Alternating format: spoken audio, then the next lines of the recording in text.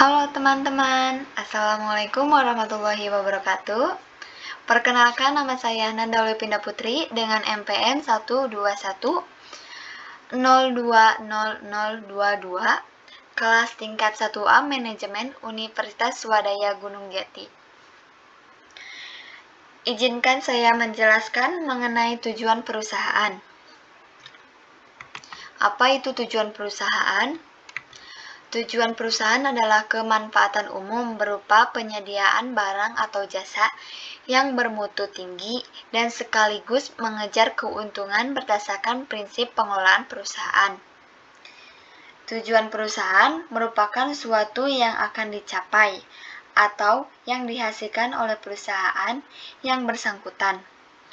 Tujuan perusahaan, target yang bersifat kuantitatif dan mencapai target tersebut merupakan ukuran keberhasilan kinerja perusahaan.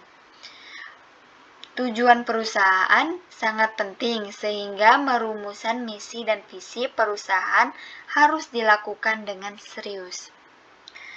Tujuan perusahaan juga berisikan tentang komitmen beserta resiko. Selanjutnya, bagaimana cara perusahaan mengatur manajernya? Langkah-langkah yang dilakukan manajer. Yang pertama, membuat perencanaan, planning. Yang kedua, membuat pengaturan, organizing. Yang ketiga, memimpin organisasi, leading. Yang terakhir, melakukan pengawasan, controlling. Izin menjelaskan satu persatu.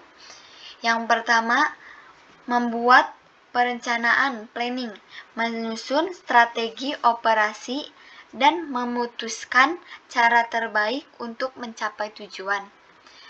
Seorang manajer menetapkan tujuan yang ingin diraih dan menyusulkan cara-cara pencapaiannya.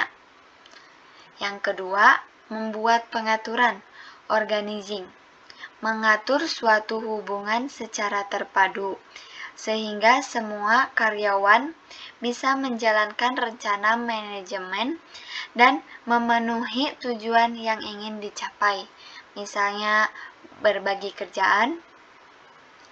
Dan yang ketiga, memimpin organisasi, leading, menentukan dan memotivasi karyawan untuk menampilkan kinerja terbaiknya bagi pencapaian tujuan organisasi. Manajer perlu melakukan komunikasi secara efektif dalam menjalankan dan memimpin organisasi.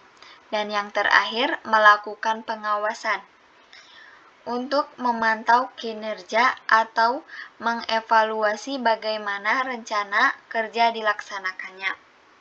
Selanjutnya, apakah fungsi-fungsi manajemen dilakukan? Fungsi-fungsi manajemen, yang pertama perencanaan, yang kedua pengorganisasian, yang ketiga staffing, yang keempat pengarahan, yang terakhir kontrol. Saya izin menjelaskan satu persatu. Perencanaan untuk menentukan arah organisasi dalam mencapai tujuan di masa depan. Beberapa hal yang harus diperhatikan dalam membuat perencanaan. Yang pertama, memiliki pengetahuan yang mumpuni.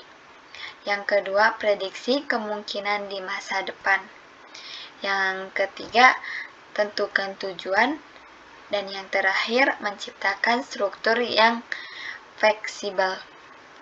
Yang kedua, pengorganisasian.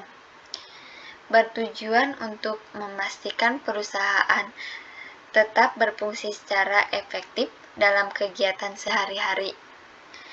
Yang ketiga, staffing. Untuk menjaga struktur organisasi dan mempertahankannya, dan untuk menempatkan orang yang tepat dengan pekerjaan yang benar. Yang keempat, pengarahan. Untuk mengarahkan organisasi untuk bekerja secara efisien untuk mencapai tujuan perusahaan.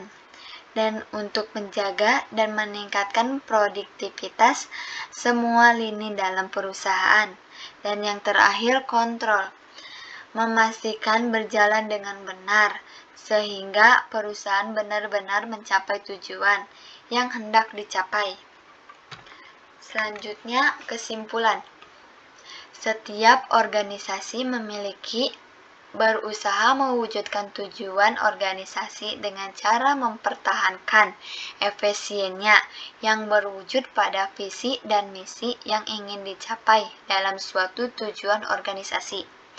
Ada beberapa hal yang menentukan keberhasilan suatu organisasi adalah bagaimana mereka berkomunikasi dalam hubungan pekerjaan setiap hari.